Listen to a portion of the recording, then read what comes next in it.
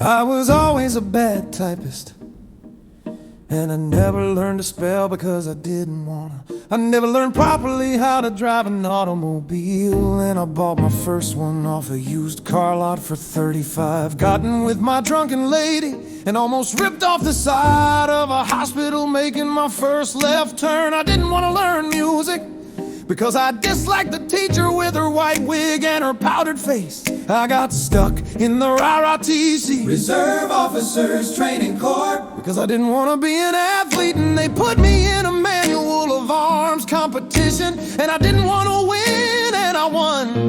And they gave me a medal, and I threw it down a sewer. I didn't learn music, and now I listen to more classical music than the first 100 people you'll pass on the street.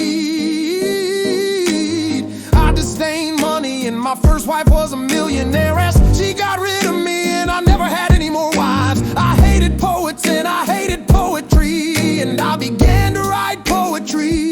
And one day I looked up, and I was in Hamburg, Germany, translated into a half dozen languages, and there were over 1,000 people sitting in the seats and aisles, perched on the rafters. I read to them, and they believed it. I didn't want to read books, but I tried to read great poets and novelists, men who have inspired thousands of people throughout the centuries. And the books fell from my hands, and I slept.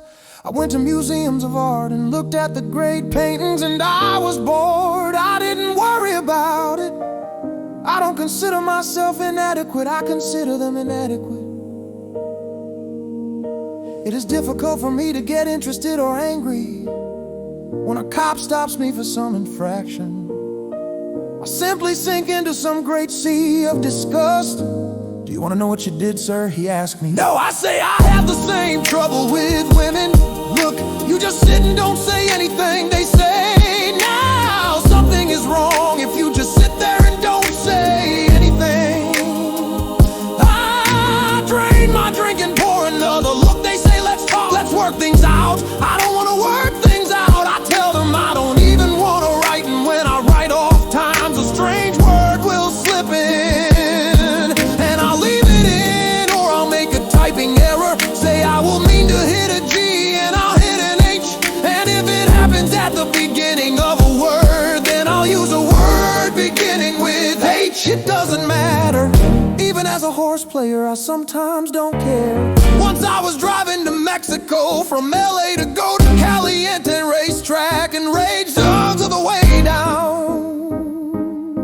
Something grabbed at the wheel, and I turned right down a street and parked near a railing overlooking a cliff. I got out of the car and sat at the top of this cliff. The ocean was 40 to 60 yards straight down, and I had never been charmed by the ocean, but I sat there because I just didn't want to go to the racetrack anymore. I had no thoughts at all. I sat there feeling neither good nor bad. After some time I noticed 3 squirrels climbing straight up the cliff toward me. They came closer and closer. They bounded 6 inches or so at a time, stopped, looked at me, then bounded closer. They got unbelievably close, the 3 of them, and their eyes were beautiful. Never had I seen eyes like that. Never on a woman, there was no treachery there, and men's eyes never interested me. Then all at once they ran off, bounding straight down the side of the cliff, rapidly sure-footed without falling into the ocean. And I became conscious of myself as a man, and worse as a writer, and I thought I'll never be able to write this down. I really did buy my first automobile for 35, and I asked the man, does the motor start? Does it have a key?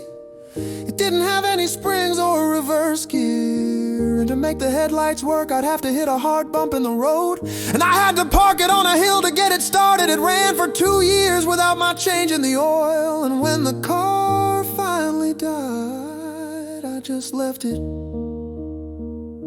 and walked away.